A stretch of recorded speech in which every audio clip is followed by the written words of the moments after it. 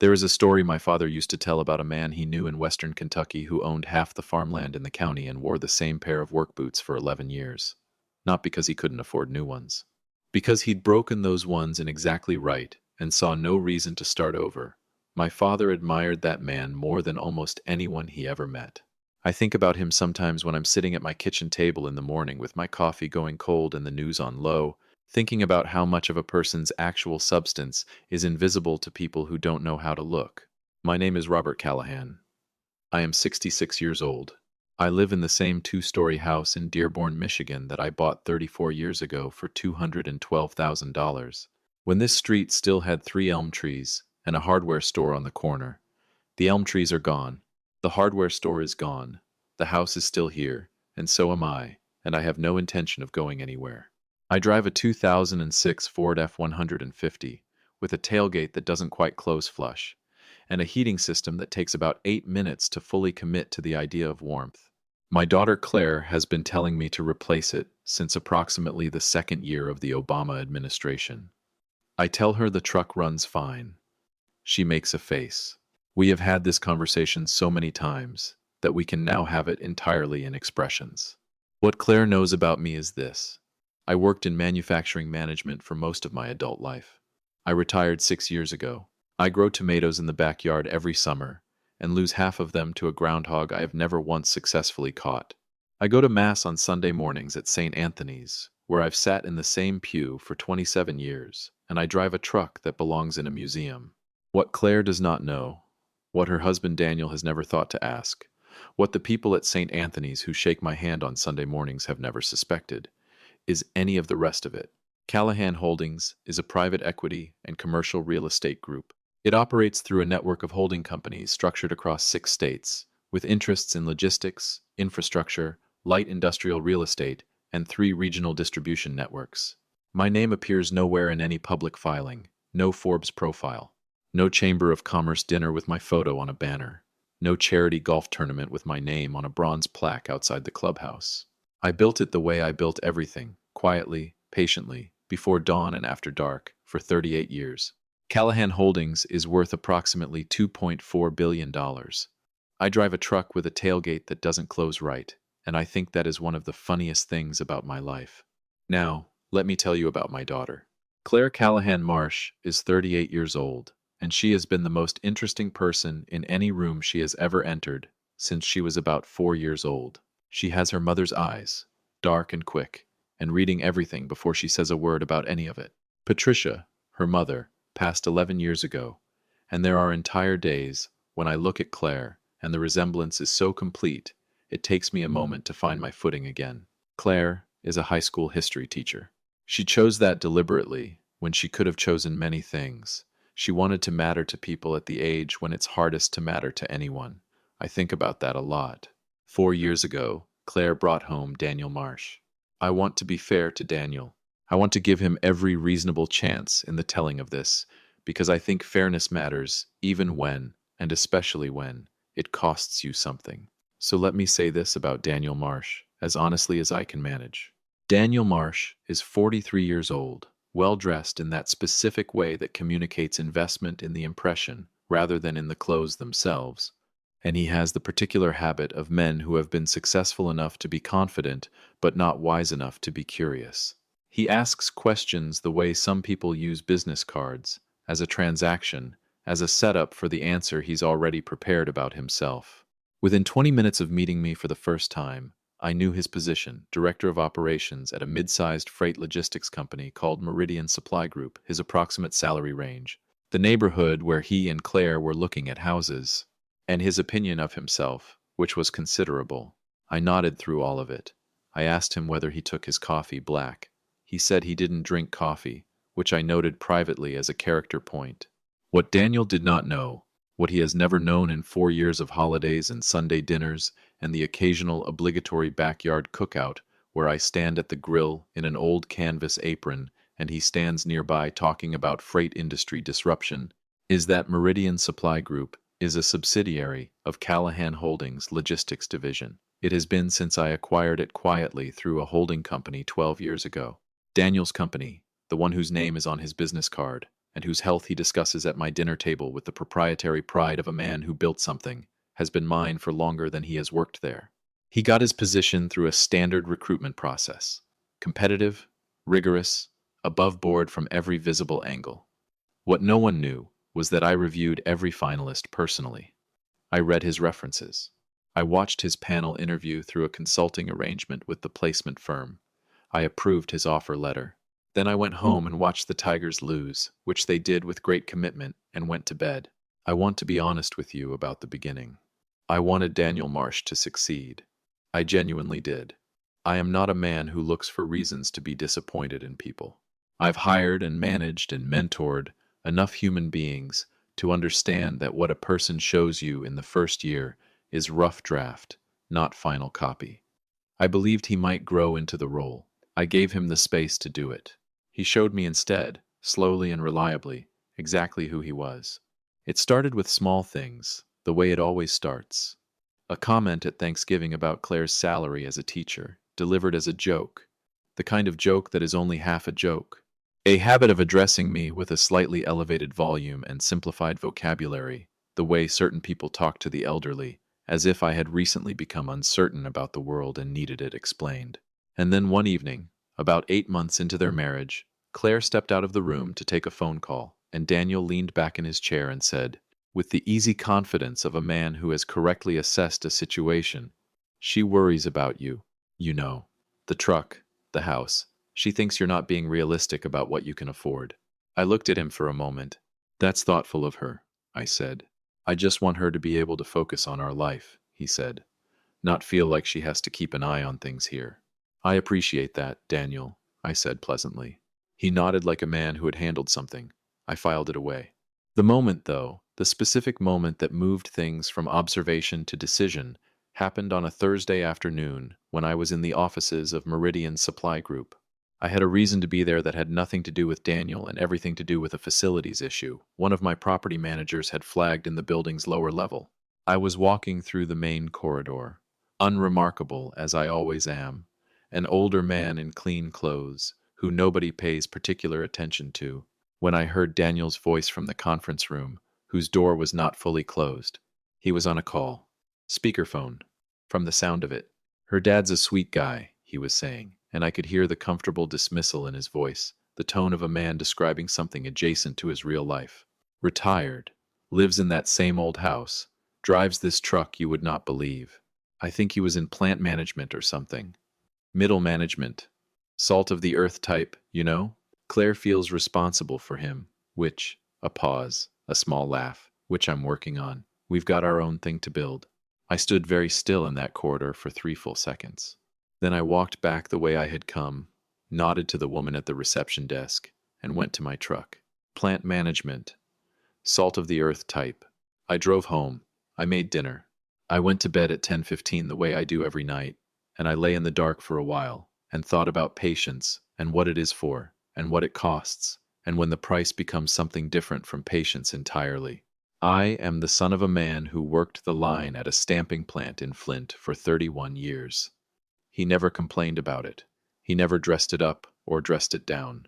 He came home every day with grease under his fingernails, and he sat at our kitchen table and helped me with my homework and told me that the quality of a man is entirely a function of what he does when no one is watching. I have tried to live by that. I have not always succeeded, but I have tried. And I have learned over 66 years that the people who underestimate quiet men do not do so once. They do it reliably, escalatingly, until the moment they discover they were wrong, at which point the underestimation becomes the most expensive opinion they ever held. I was willing to wait for that moment. I have always been willing to wait. The call came from Claire on a Friday evening in October. She sounded warm and slightly careful, the way she sounds when she is managing 2 things at once. Daniel's parents were hosting a family dinner at their home in Grosse Pointe. Richard and Sandra Marsh. They wanted to finally have a proper sit-down, all of us together. Would I come? Of course, I said. I'd be glad to. There was a small pause. Dad, she said, you know Richard and Sandra are pretty. They have a certain way about them. Big house, formal dinner kind of people. I understand, I said. I just want everyone to be comfortable, she said carefully. I could hear in her voice that she had not written that sentence herself, or had not written it only for herself. Sweetheart, I said, I'll be fine. I hung up. I sat for a moment. Then Daniel called. He called me directly, which was notable because Daniel has always preferred the buffer of Claire between us, the way people prefer to communicate difficult information through intermediaries. Hey, Robert, he said. He never calls me Bob. He never calls me anything that costs him informality. So, just a heads up about Saturday. Richard and Sandra, they're pretty traditional. Dinner at their house is kind of a whole thing. I just wanted to make sure. I mean, whatever you're comfortable in is great, obviously, but maybe something a little, you know, polished. There was a silence. I appreciate you thinking of me, Daniel, I said. Of course, he said, relieved. Just want everyone to have a good time. See you Saturday, I said. I ended the call. I sat in my kitchen and looked out the window at the garden for a while, at the late October beds I'd put to sleep 2 weeks ago, the empty tomato cages standing in the gray afternoon light, like small useless monuments to a groundhog's persistence. Then I went to my bedroom closet, moved past the dark suits in the back, the charcoal, the navy, the one I wore when we closed the Meridian acquisition, moved past all of them, and chose my simplest clothes. Clean khaki trousers, a plain checked shirt, a fleece vest that Claire gave me 2 Christmases ago, and that I wear because it is warm, and because she gave it to me. Full stop. I laid them out on the chair. Then I went out to the truck, patted the roof once the way you pat the shoulder of someone who has never let you down, and told it, in the privacy of my own driveway, that we had somewhere to be on Saturday, and that the dress code was exactly what we had always been. Saturday arrived the way consequential days tend to arrive, quietly, without announcing itself, indistinguishable in the early morning from any other day, just light coming in slow through the bedroom curtains and coffee going on in the kitchen and the news on low. I was calm. I have made a practice of calm for so long that it is no longer a practice. It is simply what I am. The Marsh house was in Grosse Pointe Shores, at the end of a street where the homes sat well back from the road behind iron fencing and mature trees, and the particular silence of places that have decided they have nothing to prove, which of course is its own kind of proof. I pulled the F-150 through the open gate and up the circular drive. A man near the entrance, not quite staff, not quite family, gave the truck a look, and then gave me a look, and put the two together in a way he tried not to show on his face. "Evening, sir," he said. "I can park that for you." "She pulls a little to the right," I told him. "Don't let it alarm you." Richard Marsh opened the front door. He was a tall man, early 70s, silver-haired, the kind of physical ease that comes from a lifetime of being the tallest and loudest man in a room. He was dressed in expensive casual, the way wealthy men are dressed in expensive casual, which is to say the clothing was worth more than formal wear and designed to look like it wasn't. "Robert," he said, extending his hand. "Good of you to make it. Come in." His handshake was calibrated, firm and brief, the handshake of a man who has decided what he thinks of you before you've spoken. The house was exactly what it had promised from the driveway. High ceilings, a staircase built for being admired on the way down, art selected for impressiveness rather than feeling, every surface communicating the same message in slightly different ways. "We have always had this." Sandra Marsh appeared from the sitting room and took my hands in both of hers, with the warmth of a woman who has decided warmth is the appropriate register and applied it accordingly. "Robert," she said, "we have heard so much about you.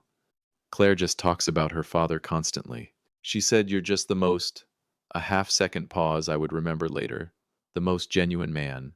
Genuine. There it was. The word that means good-hearted and modest and not quite. The word that people use when what they want to say is simple.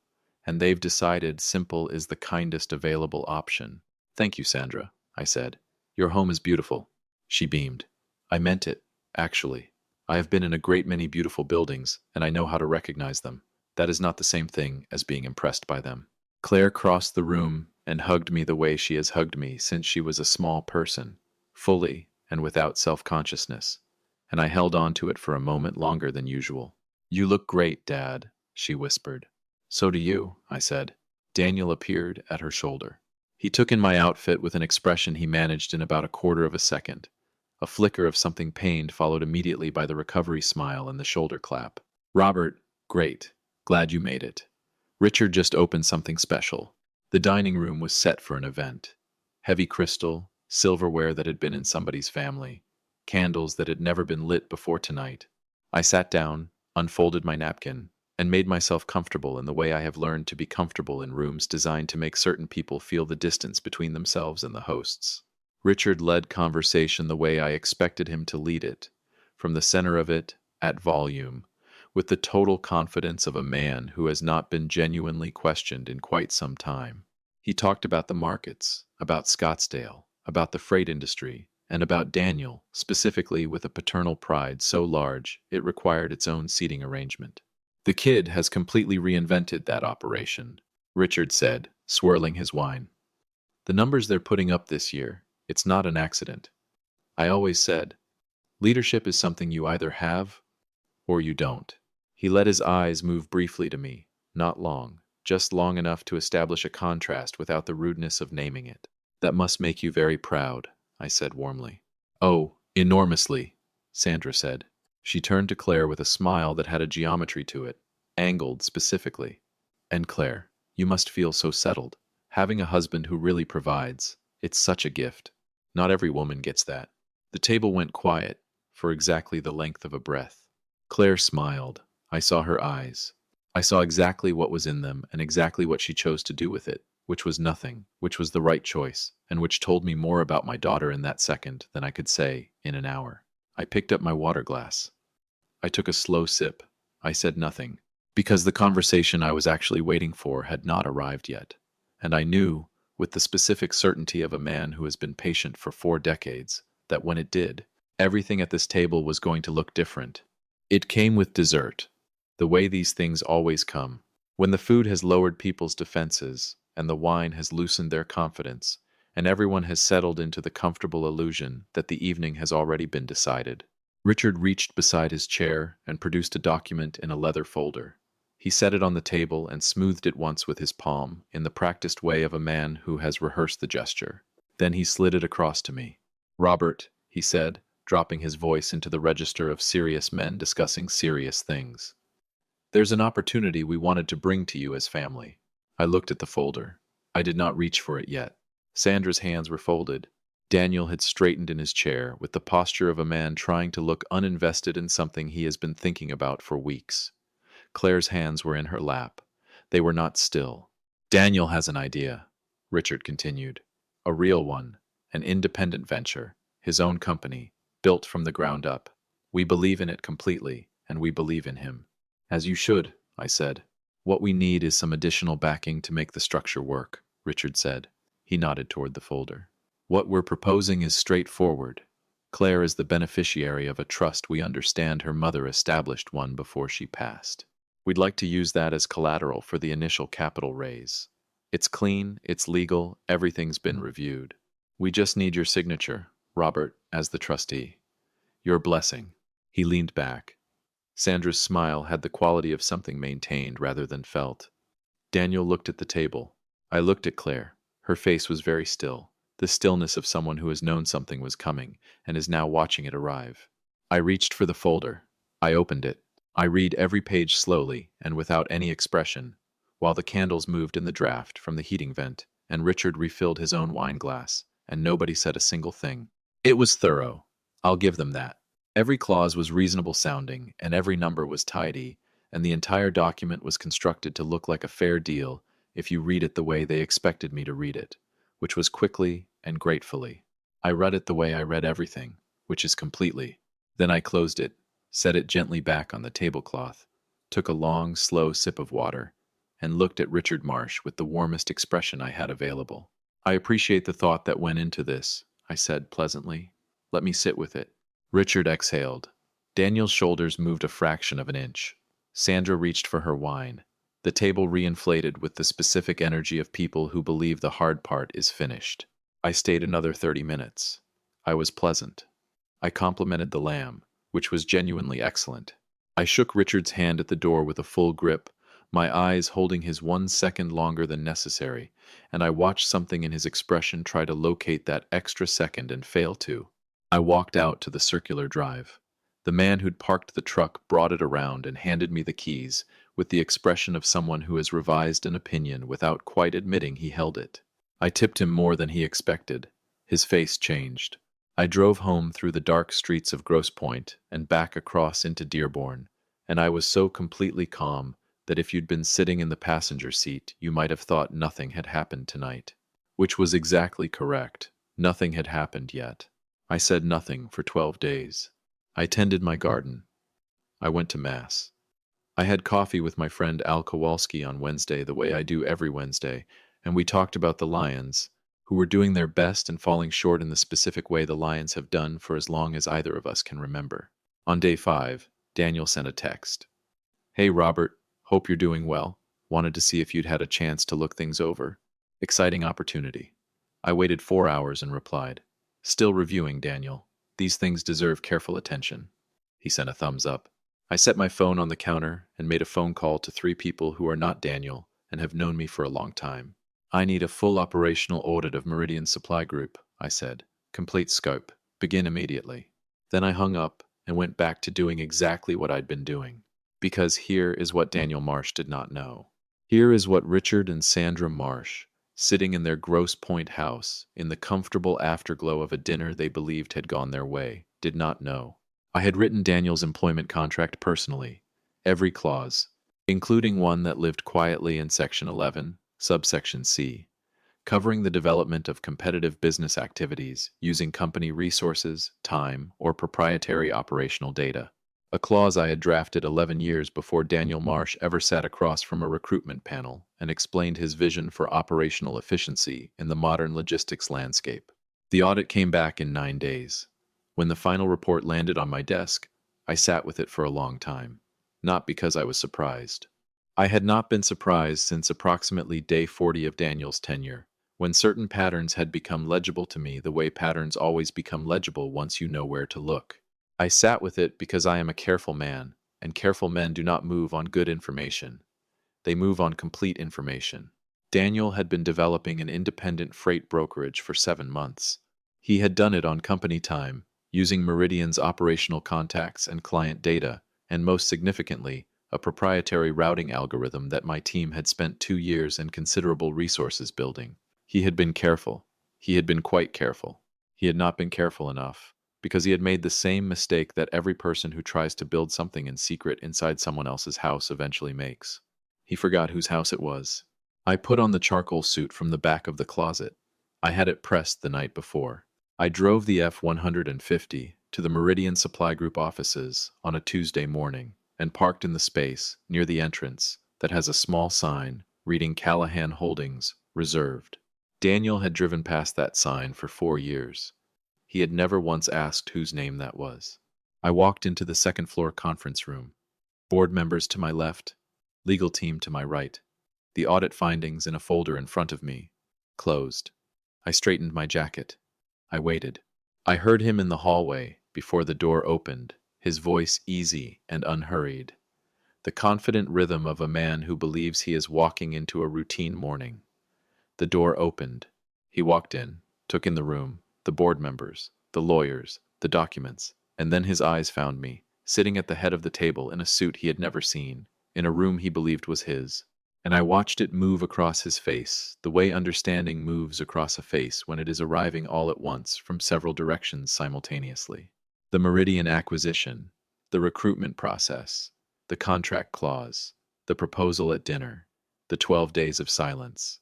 Every piece of it, landing at the same moment, in that conference room, on a Tuesday morning. The silence lasted 8 full seconds. I let every one of them be what they were. "Sit down, Daniel," I said quietly. He sat. "I want you to understand something before I say anything else," I said. "I am not angry. Anger belongs to men who didn't see this coming. I saw this coming long before you assembled the pieces into anything actionable. So hear what I'm about to say without mistaking the tone for anything other than what it is, which is clarity." I opened the folder. Meridian Supply Group is a subsidiary of Callahan Holdings. Callahan Holdings is mine. Has been for 12 years. Longer than you have worked here, longer than you have known my daughter, longer than you have had an opinion of my truck. The position you hold, the resources you have accessed, the operational infrastructure you have used to build what the audit calls Bridgepoint Freight Solutions, All of it exists within a company I own.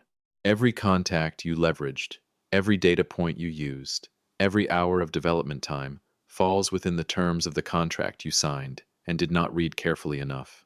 I closed the folder. Our legal team is prepared to pursue this fully. The clause is clear. The documentation is complete. He looked at the board members. They looked back at him with the neutral faces of people who are panacial faces. He looked at the lawyers. Same. He looked back at me, and I saw something that I will tell you honestly I had not anticipated and had not built the morning around. He looked like a man who had just finished falling and was sitting very quietly in the place where he had landed. Not defiance, not calculation, not the performed remorse of a man buying time. Something that looked, from where I was sitting, like the real thing. A man seeing himself from the outside, perhaps for the first time, and finding the view genuinely difficult. There are two options, I said. You resign today. You do it professionally and quietly. Your name stays clean, and this stays in this room. Or we proceed, and everything in this folder becomes part of a public record. I paused. I am not interested in your destruction, Daniel. I am interested in my daughter, and in the truth existing between us clearly, which it hasn't. He looked at the table. I'll resign, he said, not loudly, in the voice of someone who has run out of a particular kind of energy and doesn't yet know what comes next. I stood. I buttoned my jacket. I picked up the folder. At the door, I stopped. One more thing, I said. The trust Richard proposed using as collateral. Claire's mother established that trust. Patricia chose every term of it. 3 days after that dinner, I had our estate attorneys restructure the beneficiary access so that it requires Claire's direct authorization, alone, independently, with no trustee co-signature required. Richard's proposal is a document about a mechanism that no longer exists the way he believed it did. I let that settle. Tell your parents the lamb was exceptional. Sandra has real talent. I drove home in the F-150. The tailgate rattled at the first hard stop the way it always does. The heat took its usual 7 minutes to decide to participate. I turned onto my street and pulled into my driveway and sat for a moment in the particular quiet of an engine that has just been turned off. 34 years in this house. 38 years building something nobody could see. 66 years being exactly who I am and allowing other people to be wrong about it for as long as it was useful to let them. I patted the dashboard once. Good girl, I thought. Then I went inside and called my daughter. She came over 40 minutes later. She knew. I could see it in the way she walked in, the way she didn't say anything right away. I just sat down across from me at the kitchen table where the 2 cups of coffee were already poured and getting cold, the way coffee always gets cold when the conversation is more important than the coffee. I told her everything, from the beginning, Callahan Holdings, the structure, the Meridian acquisition, the recruitment process, the contract clause I had written long before Daniel Marsh existed in our lives, the audit, the conference room, the trust restructuring, every piece of it, laid out quietly on the kitchen table between us, like things that had always been there, waiting to be seen. She listened without interrupting. Claire has always been able to listen that way, completely, taking things in without arranging her response while you're still speaking. Her mother could do that too. When I finished, she was quiet for a long time. Long enough that I could hear the refrigerator and a car passing outside, and the particular silence of this house that I know better than any place on earth. Then she looked up at me and asked the question. The only question. The one I had been carrying the full weight of for years. Dad, she said, why didn't you ever tell me? I looked at my coffee. I looked out the kitchen window at the dark yard, at the empty tomato cages, standing in the October dark, and then I looked back at my daughter, at her mother's eyes in her face, at the woman who had chosen to spend her life making things matter to people at the age when nothing seems to. Because I wanted you to choose your life, I said, not have it chosen by what I have. I never wanted you to look at me and see a portfolio. I wanted you to see your father. She cried, not loudly, the way she cries, quietly and completely, and I reached across the table and held her hand and let her, the way her mother used to let me when I needed it, without trying to fix it or resolve it or move it along. We sat there for a long time, and I thought about Richard Marsh in that house in Grosse Pointe, about the moment Daniel would find the words to tell them what had happened, About Sandra setting down her wine glass and Richard going very still in the specific way of men who have miscalculated the room they were standing in. I thought about all of that, and then I let it go. The way you let go of things that have been handled. Because the only thing in the world that actually mattered to me right now was sitting right across this table with her hands around a cold cup of coffee and her mother's eyes looking at me like I was the most familiar place she would weigh. Knew. My daughter. The best thing I ever had anything to do with. Some men move through the world without making any noise about what they are. The world has a way of deciding that silence means emptiness. It almost never does. And the people who mistake a quiet man's patience for a quiet man's ceiling, they always find out. They just don't usually find out until it is too late to have done anything differently, which is, I have always thought, exactly the right time. If this story landed with you, friends, do us a simple favor and hit that like button and subscribe. These are the kinds of stories we're here to tell. Real, honest, from the heart. I'll see you in the next one.